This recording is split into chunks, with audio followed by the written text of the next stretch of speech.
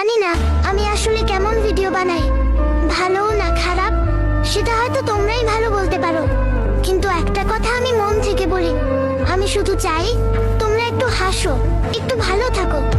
প্রতিদিন যখন ফোনটা হাতে নিই, গেমটা চালু করি, মনে মনে একটা স্বপ্ন দেখি আজকের ভিডিওটা হয়তো একটু ভালো হবে, হয়তো আজ কেউ কমেন্ট করবে ভাই ভিডিওটা দারুণ ছিল।